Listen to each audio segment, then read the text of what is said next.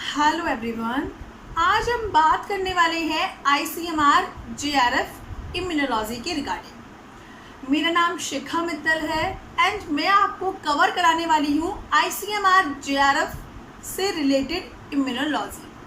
ICMR JRF आने वाला है एंड ICMR JRF में आप लोग जानते हो तो पार्ट ए में अराउंड 1 to 2 क्वेश्चंस इम्यूनोलॉजी से एवरी टाइम आता है। एंड पार्ट बी की बात करें तो पार्ट बी में अराउंड 12 to 13 क्वेश्चंस इम्यूनोलॉजी से रहता है। तो ICMR JRF के लिए हमें क्या क्या टॉपिक्स कवर करने चाहिए इम्यूनोलॉजी के लिए और कैसे हम इस सीरीज़ को ICMR JRF की सीरीज़ को कंटिन्यू करने वाले हैं। सो इफ़ इम्यूनोलॉजी की बात करें तो ICMR JRF में इन टॉपिक्स से इम्यूनोलॉजी में क्वेश्चंस आए हुए हैं। ये इंपॉर्टेंट टॉपिक है, मेन सिलेबस है इम्यूनोलॉजी का। फर्स्ट हम बेसिक्स पढ़ने वाले हैं। आज हम जो क्लास लेने वाले हैं वो हम बेसिक्स की लेने वाले हैं इम्यूनोलॉजी की।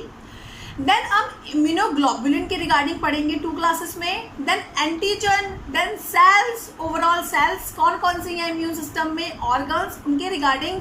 देन मेजर हिस्टोकॉम्पेटिबिलिटी कॉम्प्लेक्स के रिगार्डिंग जिससे एवरी टाइम 2 क्वेश्चंस आते हैं। देन एंटीजन प्रेजेंटेशन के regarding. Then T cell and B cell maturation के रिगार्डिंग। देन हाइपर सेंसिटिविटी जिससे एवरी टाइम क्वेश्चन आता है ICMR JRF में। Then vaccine, primary secondary responses and transplantation. इन्हीं सब टॉपिक से हमारा 1 to 2 क्वेश्चंस एवरी टॉपिक से आता है ICMR JRF में। सो आज हम कवर करने वाले हैं बेसिक्स में हम एक चार्ट पढ़ेंगे कि कैसे कैसे कोई भी फॉरेन पार्टिकल आता है तो हमारा इम्यून सिस्टम वर्क करता है। पहले इन्नेट एक्टिवेट होता है, फिर इन्नेट कैसे एडेप्टिव को एक्टिवेट करता है, फिर एडेप्टिव में क्या क्या कंपोनेंट्स होते हैं। ये चार्ट बहुत ज़रूरी है इम्यूनोलॉजी का बेसिक समझने के लिए। आज आपका इम्यूनोलॉजी का बेसिक होगा। देन नेक्स्ट लेक्चर से हम एंटीबॉडीज़, इम्यूनोग्लोबुलिन के रिगार्डिंग स्टार्ट करेंगे और एक एक कंपोनेंट जो हमारे इस चार्ट में आ रहे हैं उनको कंटिन्यू करेंगे। सो फर्स्ट लेक्चर है बेसिक्स। बात करते हैं व्हाट इज़ इम्यूनोलॉजी। हम स्टडी करते हैं इम्यून सिस्टम की, that is immunology. Immune system क्या होता है? वो सारी सेल्स, टिश्यू, ऑर्गन सब मिलके एक नेटवर्क बनाते हैं जो नेटवर्क फाइट करता है against pathogen, against micro organism, against foreign substances, that is immune system.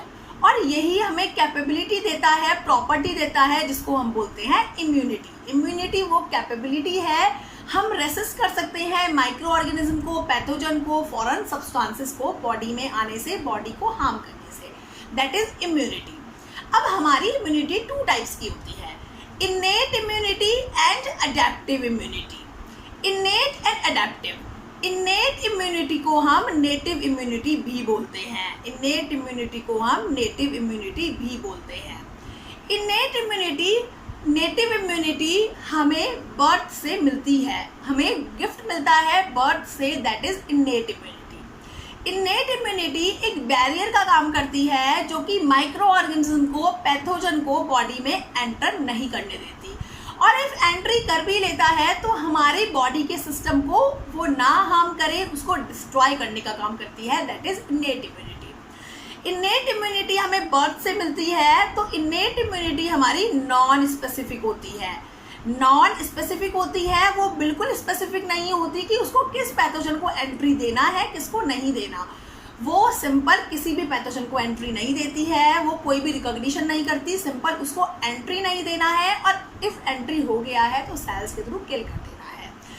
Non specific होती है, कोई मेमोरी डेवलप नहीं करती। इफ वो पैथोजन नेक्स्ट टाइम आता है तो ये उतना ही टाइम लेती है, वही रिस्पॉन्सेज देती है जो उसने पहले दिए थे। एंड इन्नेट इम्यूनिटी रैपिड होती है। इन्नेट इम्यूनिटी रैपिड होती है बिकॉज इसको जस्ट उसको स्टॉप प्रोवाइड करना है, उसको एंट्री प्रोवाइड नहीं करना पैथोजन को, एंड आ भी गया है तो उसको वही किल कर देना है। कोई यहाँ पे मेमोरी सेल नहीं बनेगी, कोई उस पैथोजन के अगेंस्ट स्पेसिफिक एंटीबॉडी नहीं बनेगी।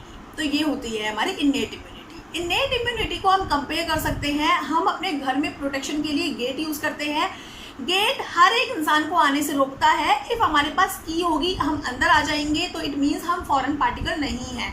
बट कोई भी फॉरेन पार्टिकल है, कोई और इंसान है जो घर का नहीं है, तो वो उसको रोक देता है आने से, उसको एंट्री नहीं देता है। ऐसे ही होती है हमारी इन्नेट इम्यूनिटी। इन्नेट इम्यूनिटी में 3 मेन कंपोनेंट आते हैं। फर्स्ट आता है बैरियर्स, सेकंड आता है सेल्स, थर्ड आता है cell associated pattern recognition receptors. Barriers क्या होते हैं? बैरियर्स पैथोजन को रोकने का काम करते हैं, स्टॉप लगाने का काम करते हैं, उसको एंट्री नहीं देते हैं, जैसे मैंने बताया अभी गेट। ओके, सो बैरियर्स हमारे फिजिकल भी हो सकते हैं एंड केमिकल भी हो सकते हैं।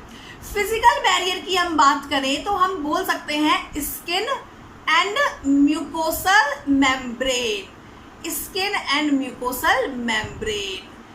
स्किन एंड म्यूकोसल मेम्ब्रेन कभी अलाउ नहीं करती कि कोई भी हमारा पैथोजन एंट्री करे। स्किन में इंजरी है, जब भी स्किन के थ्रू हमारा कोई भी पैथोजन एंट्री कर सकता है, अदरवाइज स्किन उसको प्रोवाइड नहीं करती है, उसको रेसिस्ट करती है, उसको एंट्री नहीं देती है बॉडी में। सेकेंड आता है म्यूकोसल मेम्ब्रेन। म्यूकोसल मेम्ब्रेन हमारा वो लाइनिंग है जीआईटी की और रेस्पिरेटरी ट्रैक्ट की।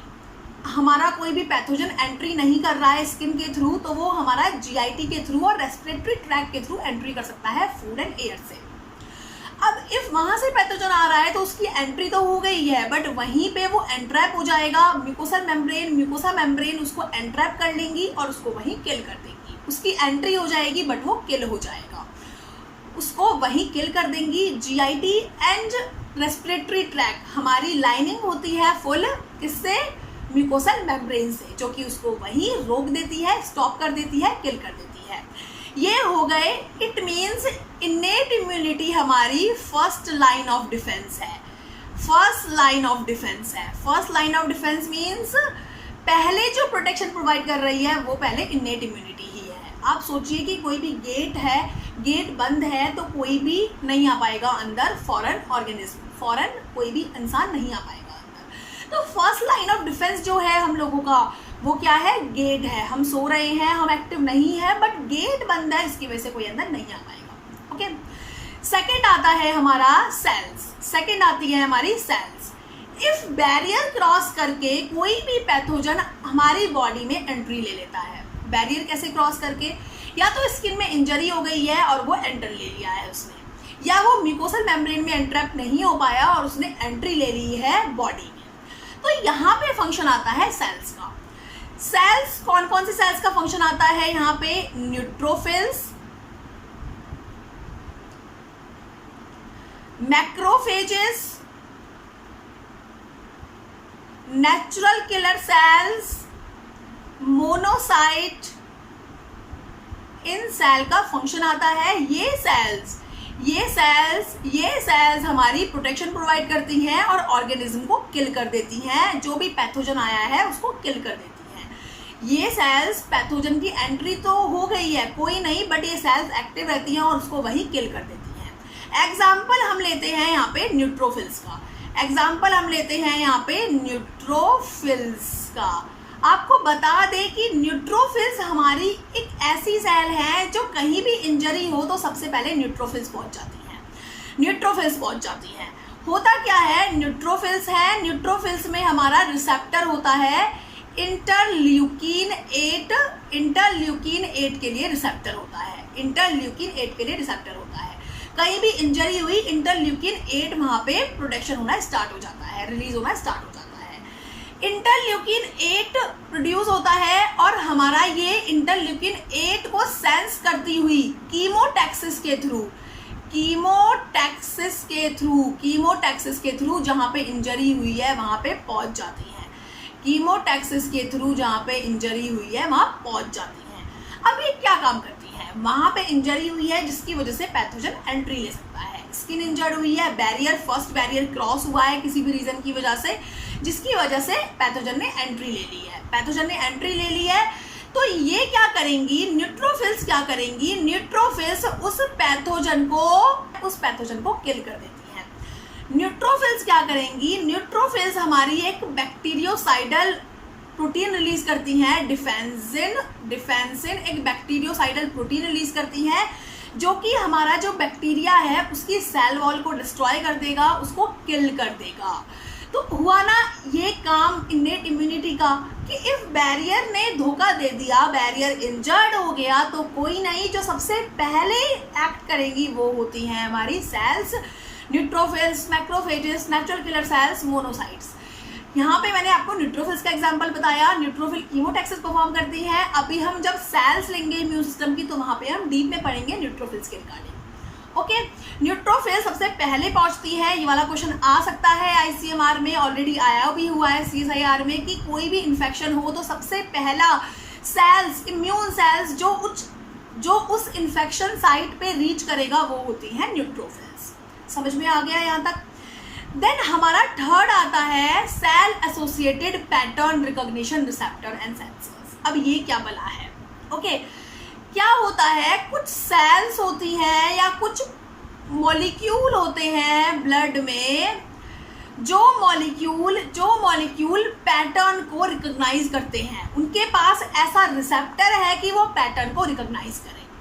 इनके रिगार्डिंग पढ़ते हैं। कुछ मॉलिक्यूल्स होते हैं, कुछ सेल्स होती हैं जिनमें पैटर्न रिकॉग्निशन रिसेप्टर प्रेजेंट होते हैं, जिनकी सरफेस पे या intracellular pattern recognition receptor present होते हैं। आप लोग नाम से समझ सकते हैं, पैटर्न रिकॉग्निशन मतलब वो रिसेप्टर किसी भी पर्टिकुलर पैटर्न को रिकॉग्नाइज कर रहे हैं। तो हम आपको बता दें कि इन रिसेप्टर्स को टॉल लाइक रिसेप्टर भी बोलते हैं और ये प्रेजेंट होते हैं इम्यून सेल्स में।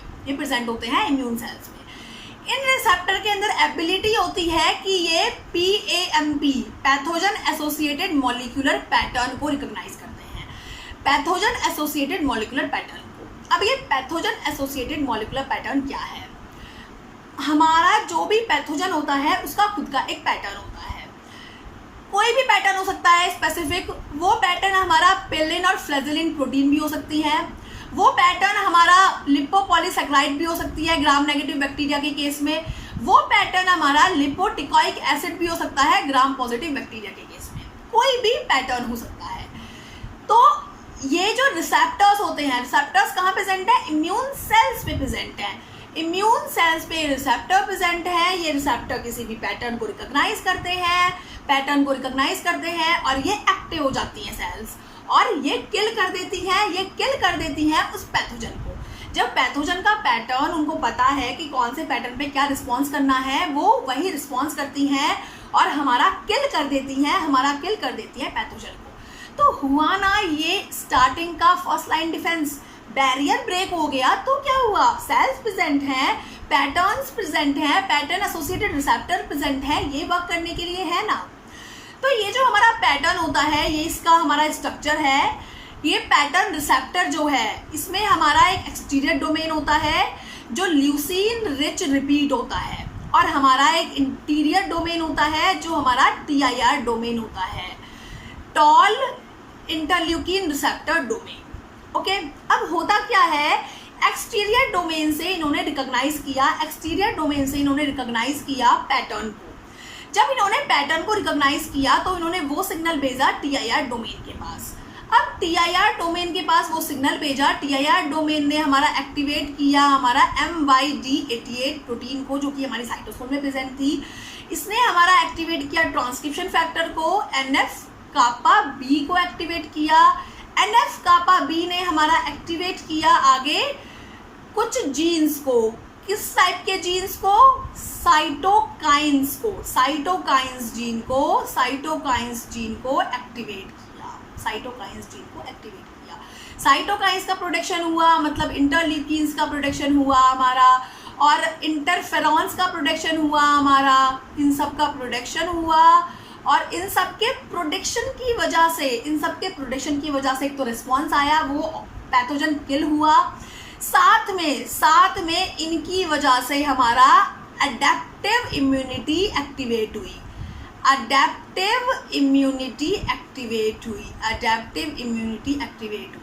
हमने अभी इन्नेट इम्यूनिटी पढ़ा, अभी हमारा अडेप्टिव नहीं आया है, तो बोल सकते हैं ये इन्नेट से अडेप्टिव पे जाने का ब्रिज है। अडेप्टिव एक्टिवेट हो गई, इन्नेट थी उससे अडेप्टिव एक्टिवेट हो गई। ओके, तो ये होता है हमारा पैटर्न रिकॉग्निशन रिसेप्टर्स। कुछ बात करते हैं पैटर्न रिकॉग्निशन रिसेप्टर के बारे में। ये हमारा उसका फ्लो चार्ट है कि वो कैसे वर्क करता है। पैटर्न रिकॉग्निशन रिसेप्टर के रिगार्डिंग, टॉल लाइक रिसेप्टर के रिगार्डिंग ICMR में क्वेश्चन 2 और 3 टाइम्स आया हुआ है। तो इफ हम ह्यूमन बीइंग की बात करें तो ह्यूमन बीइंग में टॉल लाइक रिसेप्टर 10 प्रेजेंट होते हैं, 1 to 10। Toll like receptor first, toll like receptor second, third, fourth, fifth, sixth. Okay, if हम माइस की बात करें तो माइस में हमारे 12 प्रेजेंट होते हैं। यहाँ पे हमारे 10 प्रेजेंट है, माइस में हमारे 12 प्रेजेंट है। माइस में TLR 1 से लेकर 9 तक होता है, देन 11 से लेकर 13 तक होता है। 10 प्रेजेंट नहीं होता, ये वाली बात माइंड में रखनी है। फर्स्ट थिंग तो ये। फिर आता है ये जो मैंने अभी TLR रिसेप्टर बताया, ये 2 टाइप के होते हैं। TLR रिसेप्टर हमारे 2 टाइप के होते हैं। एक तो हमारे सेल सरफेस रिसेप्टर होते हैं जो हमारे सेल की सरफेस पे प्रेजेंट होते हैं। अब ऐसा भी हो सकता है कि इम्यून सेल्स के अंदर प्रेजेंट हो, सरफेस पे प्रेजेंट ना हो के अंदर प्रेजेंट हो। इंट्रासेलुलर रिसेप्टर भी हो सकते हैं, रिसेप्टर। ओके, सेल सरफेस भी हो सकते हैं, इंट्रासेलुलर भी हो सकते हैं। इंट्रासेलुलर की बात करें तो 3, 7, 8, 9 ये हमारे इंट्रासेलुलर हैं। इनके अलावा जो भी बचे 1, ये हम ह्यूमन बीइंग की बात कर रहे हैं, 4, 5, 6, 10 ये हमारे सेल सरफेस रिसेप्टर हैं। डिफरेंस क्या होता है? सेल सरफेस रिसेप्टर हमारा रिकॉग्नाइज करते हैं लिपोपॉलीसेकेराइड्स को, सेल वॉल्स को। इंट्रासेलुलर रिसेप्टर हमारा रिकॉग्नाइज करते हैं DNA को, RNA को, उसके पैटर्न। ओके, ये था हमारा टॉल लाइक रिसेप्टर। तो फाइनली हुआ क्या है यहाँ पे इफ हम देखें तो हमारा पहले बैरियर आया, बैरियर को क्रॉस नहीं करता है, वहीं खत्म हो जाता है पैथोजन। तो बेस्ट है इफ क्रॉस कर लेता है तो सेल्स वर्क करेंगी और cell associated pattern recognition receptors work करेंगे। और इसके थ्रू हमारा क्या एक्टिवेट होगा? साइटोकाइंस एक्टिवेट होंगे। साइटोकाइंस क्या होते हैं? साइटोकाइंस के रिगार्डिंग एक फुल लेक्चर आना है अभी आगे। बट साइटोकाइंस हमारी ऐसी लो मॉलिक्यूलर वेट प्रोटीन्स हैं जो कि सेल में कम्युनिकेशन कराती हैं, लो मॉलिक्यूलर वेट प्रोटीन जो कि इम्यून सेल्स में कम्युनिकेशन कराती हैं। ओके, अब अभी सिर्फ यही ध्यान रखिए, साइटोकाइंस का प्रोडक्शन हुआ तो क्या होगा? अब साइटोकाइन हमारा क्या कर देंगे? साइटोकाइंस हमारा अडेप्टिव इम्यूनिटी को एक्टिवेट कर देंगे। अभी तक इनेट वर्क कर रही थी, अब अडेप्टिव एक्टिवेट हो जाएगी। अडेप्टिव उस फॉरेन पार्टिकल के अगेंस्ट, फॉरेन मॉलिक्यूल के अगेंस्ट एक्ट करेगी। अब पढ़ते हैं अडेप्टिव इम्यूनिटी क्या होती है। इनेट हमारी नॉन स्पेसिफिक थी, अडेप्टिव हमारी स्पेसिफिक होती है। एक स्पेसिफिक टाइप के पैथोजन के लिए फाइट करती है, एक स्पेसिफिक टाइप के पैथोजन के लिए एंटीबॉडी फॉर्म करती है, उसको किल करती है। अडेप्टिव में हमारी मेमोरी सेल डेवलप होती है, मेमोरी सेल का फॉर्मेशन होता है अडेप्टिव में। अडेप्टिव हमारा थोड़ा स्लो रिस्पॉन्स करती है, उसको टाइम लगता है रिस्पॉन्स करने में। अडेप्टिव इम्यूनिटी भी हमारी 2 टाइप्स की होती है, humoral immunity and cell mediate immunity. Humoral immunity की बात करें, होता क्या है, कोई भी पैथोजन आया, वो पैथोजन हमारा एंटीजन प्रेजेंटिंग सेल के थ्रू प्रेजेंट होगा। ये फुल प्रोसेस अभी हमें पढ़ना है। हुआ क्या, कोई भी पैथोजन आया, साइटोकाइन एक्टिवेट हुई, इनेट इम्यूनिटी के थ्रू पहले साइटोकाइन एक्टिवेट हुई। उन्होंने हमारा क्या किया? बी लिम्फोसाइट को एक्टिवेट किया और टी लिम्फोसाइट को एक्टिवेट किया। बी लिम्फोसाइट ने एंटीबॉडीज का फॉर्मेशन करना स्टार्ट कर दिया, टी लिम्फोसाइट ने साइटोकाइंस का प्रोडक्शन करना स्टार्ट कर दिया। साइटोकाइंस इंटरल्यूकिन हो गए, इंटरफेरॉन्स हो गए, ट्यूमर नेक्रोसिस फैक्टर हो गया, ये सब साइटोकाइंस का प्रोडक्शन करना स्टार्ट कर दिया। साइटोकाइंस ने हेल्प किया एंटीबॉडी के प्रोडक्शन में और ज़्यादा। एंटीबॉडी ब्लड में आई, क्या डेवलप हुई? ह्यूमरल इम्यूनिटी डेवलप हुई। साइटोकाइंस ने क्या किया? साइटोकाइंस ने हमारा सेल्स, जो हमारी अभी हमने सेल्स पढ़ी थी, macrophages, neutrophils, basophils, natural killer cells, monocyte, इन सबको एक्टिवेट किया, इन सबके फंक्शन को और कॉम्प्लीमेंट किया, इन सबके फंक्शन को और बढ़ाया, इन सबको एक्टिवेट किया। साइटोकाइंस ने। तो साइटोकाइंस ने सेल्स पे वर्क किया, सेल्स के थ्रू इम्यूनिटी लाया, इसलिए इसको बोला cell mediate immunity, cell mediate immunity. तो यहाँ पे आप क्या देख पा रहे हैं, यहाँ पे आप ये देख पा रहे हैं कि पहले इन्नेट एक्टिवेट हुई, पहले इन्नेट आई, इन्नेट ने हमारा साइटोकाइन के थ्रू हमारा अडेप्टिव को एक्टिवेट किया, और जब अडेप्टिव एक्टिवेट हो गई तो अडेप्टिव ने फिर से साइटोकाइंस के थ्रू इन्नेट को एक्टिवेट किया। तो जो लोग ये समझते हैं कि इन्नेट अलग वर्क कर रही है, अडेप्टिव अलग वर्क कर रही है, तो ऐसा बिल्कुल नहीं है। इन्नेट और अडेप्टिव आपस में कोरिलेट करती हैं, इन्नेट और अडेप्टिव आपस में कोरिलेट करती हैं। ओके, इफ इन्नेट एक्टिवेट हो रही है तो एक टाइम बाद वो अडेप्टिव को एक्टिवेट करेगी, अडेप्टिव एक्टिवेट हो रही है तो वो इन्नेट को भूल नहीं जाएगी, वो इन्नेट को एनहांस करेगी, एक्टिव करेगी। ओके, यहाँ तक हमारी एंटीबॉडीज़ बन चुकी हैं। वो एंटीबॉडीज़ क्या करेंगी, एंटीबॉडीज़ क्या होती हैं, अगेंस्ट होती हैं एंटीजन के, एंटीबॉडीज़ अगेंस्ट होती हैं एंटीजन के। ये एंटीजन को डिस्ट्रॉय करेंगी, एंटीजन को डिस्ट्रॉय करेंगी, सेल्स भी इनकी हेल्प करेंगी एंटीजन को डिस्ट्रॉय करने में। इस तरीके से हमारा सेल जो है, इस तरीके से हमारी बॉडी जो है वो प्रोटेक्ट रहेगी पैथोजन के अगेंस्ट। और साथ में यहाँ पे बी लिम्फोसाइट के थ्रू मेमोरी सेल्स भी डेवलप हो गई हैं। वो मेमोरी सेल्स आगे से मेमोरी बना के रखेंगी कि इस टाइप का, इस पैथोजन के आने पर ये रिस्पॉन्स लेना है, कुछ एंटीबॉडीज़ को सेव करके रखेंगी और वो एंटीबॉडीज़ उनके अगेंस्ट रिस्पॉन्स लेंगी। तो ये है हमारा फुल इम्यून सिस्टम का चार्ट, कैसे इन्नेट एक्टिवेट हुई, फिर उन्होंने कैसे साइटोकाइंस के थ्रू हमारा एक्टिवेट किया अडेप्टिव को, और अडेप्टिव ने अगेन एक्टिवेट किया इन्नेट को। यहाँ तक किसी भी स्टूडेंट को कोई प्रॉब्लम नहीं होनी चाहिए। ओके, देन अब आता है हमारा अडेप्टिव इम्यूनिटी भी हमारी 2 टाइप्स की होती है। अडेप्टिव इम्यूनिटी भी हम 2 वे से अचीव कर सकते हैं। अडेप्टिव इम्यूनिटी हमारी 2 वे से अचीव हो सकती है, वो नेचुरल इम्यूनिटी भी हो सकती है और आर्टिफिशियल भी हो सकती है। अडेप्टिव में एट लास्ट क्या हो रहा था, अडेप्टिव में एट लास्ट एंटीबॉडीज़ का फॉर्मेशन हो रहा था, और वो एंटीबॉडीज़ हमें प्रोटेक्ट कर रही थी एंटीजन से, एंटीजन के अगेंस्ट थी, एंटीजन को किल कर रही थी। अब क्या हुआ, इफ़ हमें वो एंटीबॉडीज़ नेचुरली मिल रही हैं, नेचुरली मतलब हमारी बॉडी में प्रोटेक्शन हो रहा है या कोई भी नेचुरल वर्क हो रहा है, कोई भी मेडिकल प्रोसीजर नहीं हो रहा है, हमें वो एंटीबॉडीज़ मिल रही हैं, एक्टिवेट हो रही हैं, तो इसको बोलते हैं नेचुरल इम्यूनिटी। बट इफ़ हम आर्टिफिशियली उन एंटीबॉडीज़ को ले रहे हैं अपने इम्यून सिस्टम को एक्टिव करने के लिए, पैथोजन के अगेंस्ट फाइट करने के लिए, तो इसको बोलते हैं आर्टिफिशियल इम्यूनिटी। नेचुरल मतलब वो नेचुरली हो रहा है जो काम हो रहा है, आर्टिफिशियल मतलब कि मेडिकल प्रोसीजर के थ्रू हमें वो एंटीबॉडीज़, वो इम्यूनिटी प्रोवाइड हो रही है, दैट इज़ आर्टिफिशियल इम्यूनिटी। अब हमारा नेचुरल इम्यूनिटी भी 2 टाइप्स की होती है, active immunity and passive immunity. क्या होती है एक्टिव में हम क्या करते हैं, एक्टिव में फुल प्रूफ काम होता है। पहले एंटीजन आता है, एंटीजन जो है वो फाइट करता है बैरियर से एंड इन सब से लड़ते हुए, वो हमारी फाइनली कहाँ पहुँच जाता है, अडेप्टिव के पास पहुँच जाता है, वहाँ पे उसको किल करने के लिए एंटीबॉडी फॉर्म हो जाती है।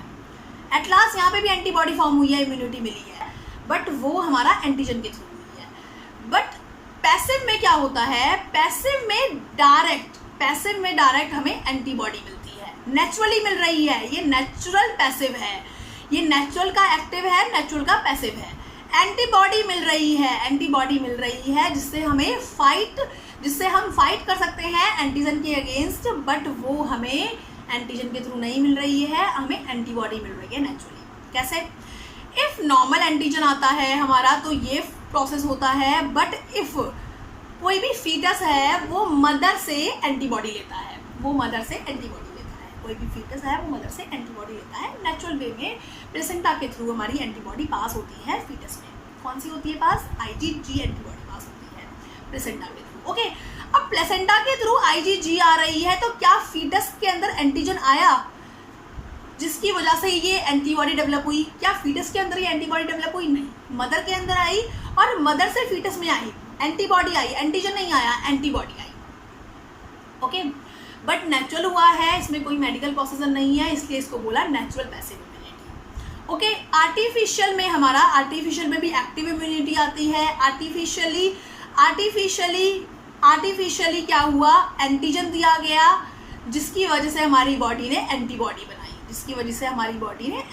बनाई, एंटीजन कब दिया गया? वैक्सीनेशन के वक्त। वैक्सीनेशन के वक्त एटीन्यूएटेड एंटीजन, एटीन्यूएटेड माइक्रोब्स दिए जाते हैं, एटीन्यूएटेड माइक्रोब्स दिए जाते हैं हमारी बॉडी में, एटीन्यूएटेड माइक्रोब्स दिए जाते हैं, एंटीजन दिए जाते हैं, जिसके अगेंस्ट हमारी बॉडी एंटीबॉडीज का फॉर्मेशन करती है। तो यहाँ पे आर्टिफिशियल हुआ है काम, वैक्सीनेशन हुआ है, आर्टिफिशियल काम हुआ है, बट एक्टिव इम्यूनिटी है, एंटीजन के थ्रू इम्यूनिटी बन रही है, एंटीजन के थ्रू एंटीबॉडीज आ रही है, ना कि डायरेक्ट एंटीबॉडीज आ गई है, एंटीजन का कोई नाम नहीं है। ओके, सेकेंड आता है passive immunity, artificial passive immunity. Artificial active हो गई, आर्टिफिशियल पैसिव इम्यूनिटी आता है। आर्टिफिशियल पैसिव में क्या होता है?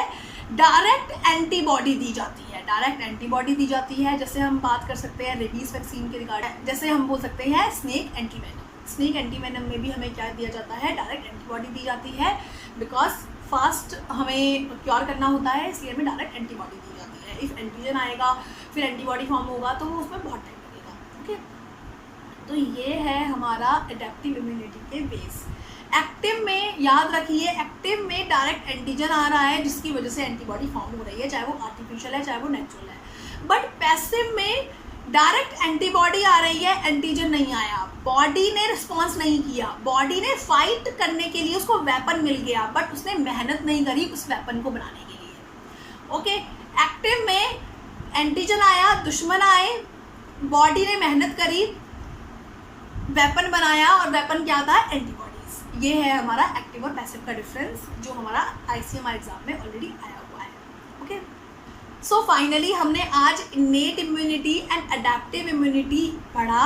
इनेट इम्यूनिटी और अडेप्टिव इम्यूनिटी पढ़ा। इनेट इम्यूनिटी का रिस्पॉन्स टाइम जो होता है वो मिनट्स टू आवर्स में होता है। इनेट इम्यूनिटी बहुत रैपिड होती है, बाय बर्थ होती है, नॉन स्पेसिफिक होती है।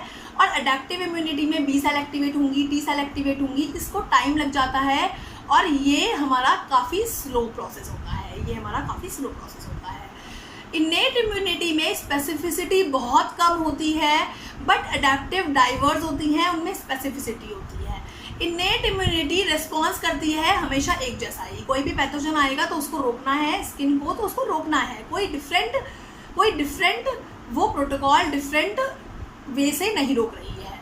बट अडेप्टिव में हमेशा एक most rapid and effective way होता है। बी सेल्स को एक्टिवेशन, डिफरेंट एंटीबॉडीज बनाना बहुत स्पेसिफिक होता है। मेजर कंपोनेंट जो है हमारे इनेट के वो हैं हमारे बैरियर्स होते हैं, फैगोसाइट्स होते हैं, पैटर्न रिकॉग्निशन मॉलिक्यूल होते हैं, और अडेप्टिव के T and B लिम्फोसाइट होते हैं, एंटीजन स्पेसिफिक रिसेप्टर्स होते हैं, एंटीबॉडीज होती है। ये था हमारा अडेप्टिव एंड इनेट इम्यूनिटी। सो कुछ क्वेश्चन देखते हैं जो बेसिक से 2018 में 19 में आए हैं ICMR GRF में। फर्स्ट क्वेश्चन आता है which is not an intracellular TLR। TLR क्या है?